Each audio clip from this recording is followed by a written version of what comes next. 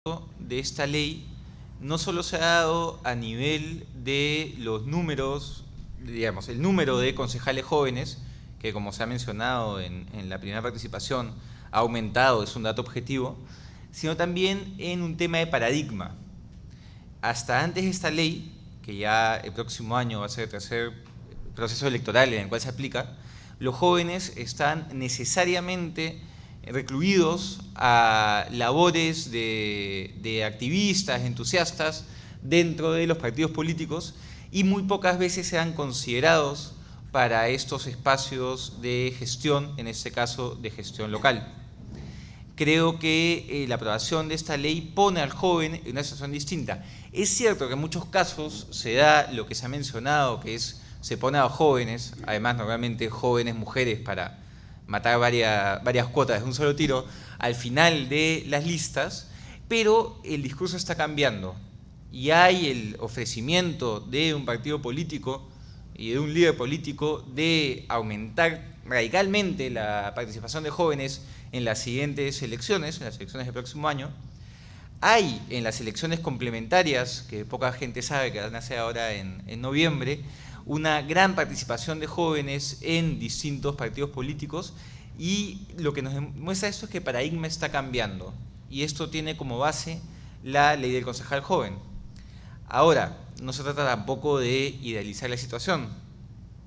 Sería interesante llevar un estudio que todavía me parece no se ha hecho sobre las iniciativas que estos concejales jóvenes están teniendo a nivel local.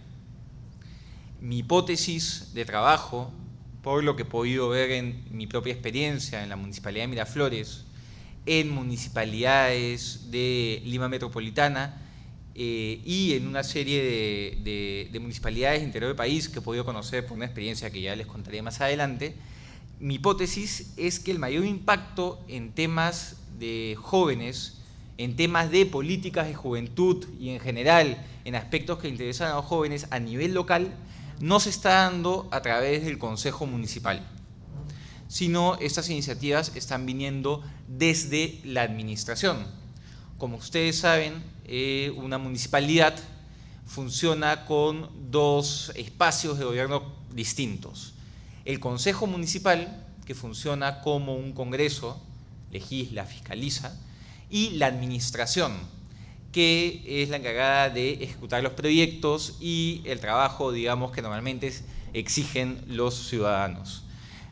Normalmente no es muy conocida esta diferencia por la gente que no está muy involucrada en la gestión local, porque a diferencia del Congreso y el Ejecutivo en el ámbito nacional, en el ámbito local ambos espacios son presididos por el alcalde, tanto la administración como el Consejo. Por eso la diferencia no siempre queda clara y a veces se le exige a los regidores una labor administrativa y ejecución que no tienen. Entonces, la hipótesis es esta. A nivel de Consejo Municipal todavía no se está notando un impacto de la presencia de los jóvenes.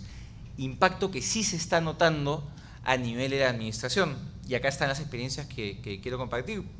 Yo he trabajado en Ciudadanos al Día, que es una ONG presidida por Beatriz Boza, que tiene el premio a las buenas prácticas en gestión pública. También he tenido una reciente experiencia en un premio de Telefónica de analizar experiencias de gobierno electrónico a nivel de municipalidades en nivel rural.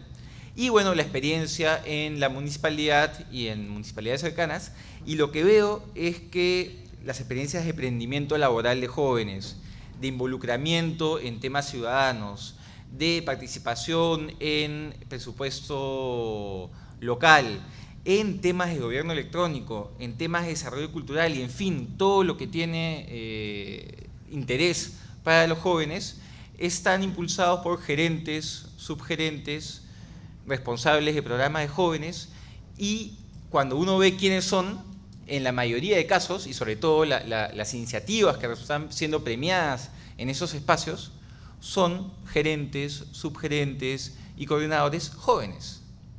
Entonces, cuando hablemos de la presencia de los jóvenes en el gobierno local, no veamos solo el consejo, veamos también la administración. Porque normalmente cuando hablamos de política y juventud, tenemos esta visión de la política como la visión que tal vez es la más atractiva, ¿no? Uno cuando habla de política no se imagina al funcionario en su computadora sentado 8 horas en un escritorio, sino se imagina una visión más electoral y romántica, con puestos de representación, campañas políticas, pero tengamos en cuenta que finalmente el objetivo de la política es la incidencia pública a favor de la sociedad, y esta también se da a nivel del trabajo administrativo en un gobierno local. No nos quedemos solo con un tipo de funcionario, el funcionario elegido, el funcionario que representa. Veamos también aquellos que cumplen un rol dentro de esta burocracia.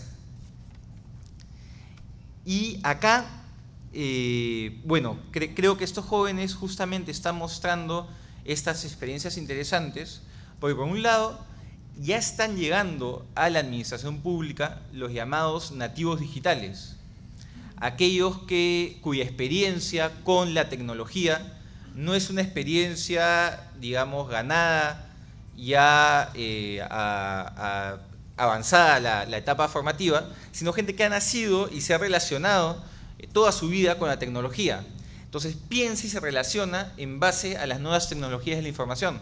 Entonces la mayoría, por ejemplo, de experiencias de gobierno electrónico son impulsadas por personas jóvenes que además tienen un paradigma distinto. Ellos recién llegan a la gestión pública, todavía no tienen esta visión que a veces invade a mucha de nuestra burocracia, de esta cuestión cansina o temerosa o con paradigmas ya establecidos, sino que las ganas de innovación son mucho mayores. Pero claro, cuando seguimos hablando de la presencia de jóvenes del Estado, creo que nos estamos encontrando con una pared, porque no sabemos muy bien quiénes son, dónde están, qué es lo que piensan, qué es lo que sienten, porque la información todavía no es la adecuada como para pensar en políticas públicas dirigidas a ellos, al servidor público joven. Creo que sería, por ejemplo, muy positivo pensar en un censo de servidores públicos jóvenes. ¿Quiénes son? ¿Cuántos son? ¿Qué cargos ocupan? ¿Cómo llegaron ahí? ¿Cuál es su régimen laboral? ¿Cuánto ganan? ¿Cuáles son las expectativas? Una serie de información cuantitativa que nos permita luego saltar a un trabajo de información cualitativa. ¿Qué los motiva? ¿Por qué están en el Estado? ¿Dónde se ven en 5 años? ¿Piensan hacer una carrera pública dentro del Estado? ¿Cuál es el clima laboral? ¿Están contentos con el clima laboral? ¿Están en el Estado porque no son lo suficientemente capaces como para un mercado más dinámico en el sector privado? ¿O están en el Estado por una auténtica vocación de servicio? ¿Cuál es la realidad de nuestro Estado joven?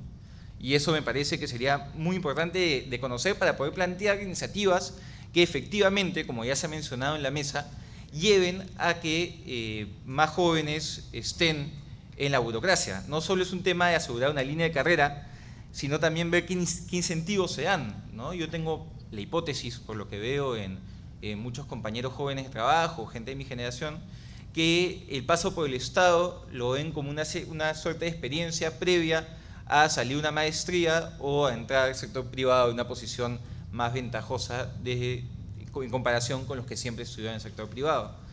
¿Cuáles son los incentivos que pensamos dar para que eso no ocurra?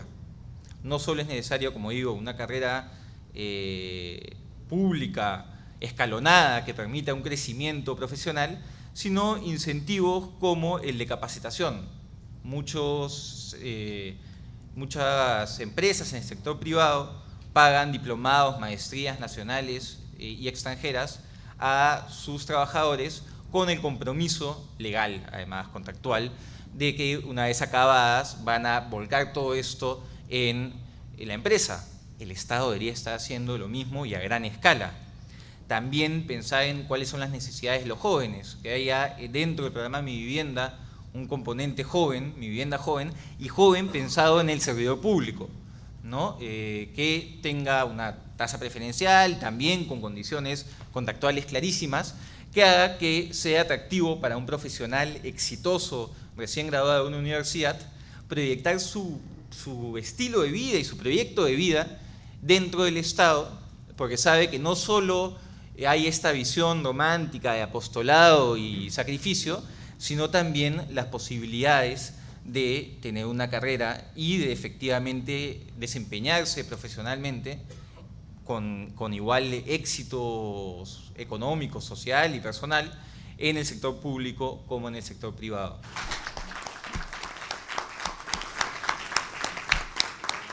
Muchas gracias al señor de Belaunde.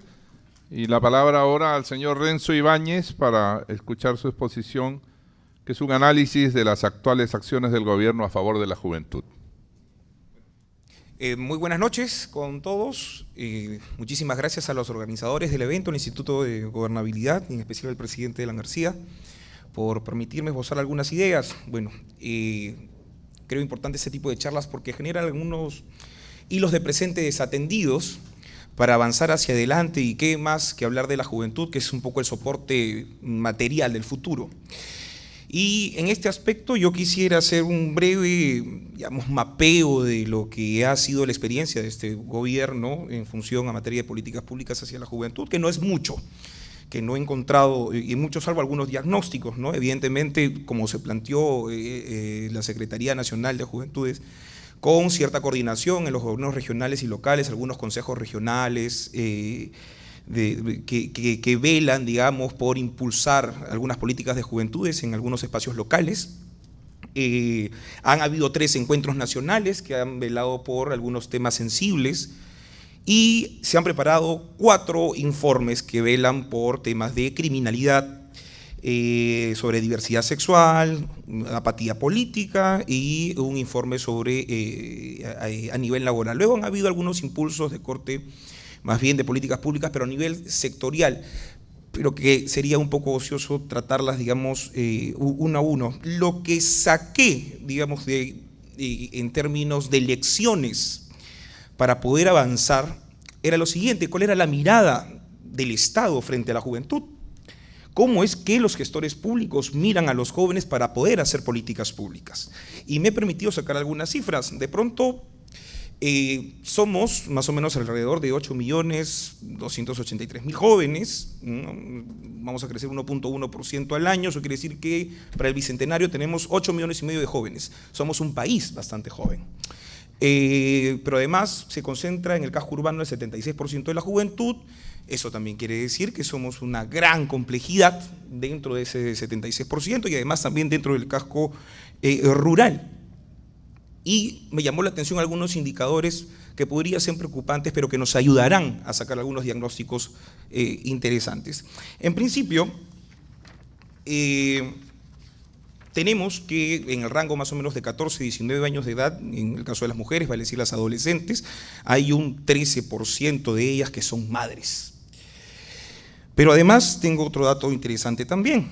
La incidencia de jóvenes desempleados entre 15 y 24 años, o sea, gente que quiere además laborar, concentra también un 13%, que es observable y que además deberían atenderse en materia de políticas públicas. Tenemos otro punto interesante que me gustaría tratar con ustedes, que es el tema de estos jóvenes que ya, digamos, han crecido, muchos de ellos tienen familia, y que se encuentran entre el rango más o menos entre 25 y 29 años de edad. En ellos se concentra un 20% de pobreza. Y hay otro dato que quisiera compartir también con ustedes. A nivel laboral, ¿no?, más o menos se encuentra dentro de estos 8 millones y un poquito más de jóvenes, hay 5 millones que trabajan, que son el motor de la producción del país. De ellos, solamente 1 millón está bien empleado. 4 millones de los jóvenes están empleados precariamente. Y fuera de ellos hay 440.000 más o menos jóvenes que quisieran entrar también al impulso laboral y que no encuentran, bajo ningún motivo, y no son absolutamente empleables. Sin embargo, hay una paradoja que he encontrado en los últimos 10 años bajo el boyante crecimiento económico de este país y con algunas políticas públicas muy interesantes. Resulta que del 100% de la gente que ha regresado, la tasa de retorno de la juventud ha sido 27%. Este 27% no solamente viene con su propia humanidad, con sus esperanzas, con su fe, con su propia juventud, sino que además viene con una experiencia en otros sistemas educativos, viene con una experiencia en otros sistemas laborales, viene con una experiencia en otros países que podría ser muy bien aprovechado por el Estado, y creo que aún no hemos conseguido. Muchas gracias al señor Renzo Ibáñez. Ahora don Álvaro Quispe nos informará sobre los logros en política de juventud en el gobierno 2006-2011. Sin duda que este es un tema bastante importante para el país, en especial en un momento en el que el Perú vive una etapa de crecimiento, desarrollo y de inversión. Y cuando estamos aquí analizando el tema de la juventud desde su ámbito institucional, desde su ámbito de política pública y principalmente desde su ámbito de participación, tenemos que decir mucho en cuanto a avances concretos, en avances medidos y en avances en el cual se ha generado que la juventud pase de ser un espacio solamente de teorización, un espacio en el cual sea proclive a ser utilizado en un ámbito electoral, en un ámbito de reclamo social, a ser protagonista y actor concreto del desarrollo del país. Y en este aspecto yo quisiera esbozar primeramente desde el ámbito de la participación juvenil. Cuando hablamos de participación juvenil estamos hablando que los jóvenes quieren ser actores estratégicos en su propio espacio y en su desarrollo, en este caso como país. En este aspecto, el gobierno 2006-2011, pero también experiencias anteriores en las cuales yo no quiero dejar de indicar, ha venido construyendo una institucionalidad en políticas de juventud. El doctor Tong nos hablaba que este tema se inició en el año 85 y es muy cierto, algunos países de América Latina tuvieron mayor fuerza, mayor incidencia en poder posicionar la temática pública a nivel de juventud, Chile, Uruguay, México. En el Perú todavía es un espacio o es un proceso que está en desarrollo, es un espacio que está todavía progresivamente construyéndose, pero en términos de participación siempre hemos visto la movilización de jóvenes y siempre se ha creído que la movilización de jóvenes o el activismo juvenil, muchas veces teorizado y muchas veces concentrado en un pensamiento ONGista, era darle lugar a la juventud. Y creo que ese paradigma se supo romper, se supo desdeñar y principalmente se ha erradicado a partir del año 2006, cuando se ha impulsado a los jóvenes del reclamo en la calle a un consejo regional, a un consejo local, a decidir el desarrollo y el futuro de su comunidad, a desarrollar un presupuesto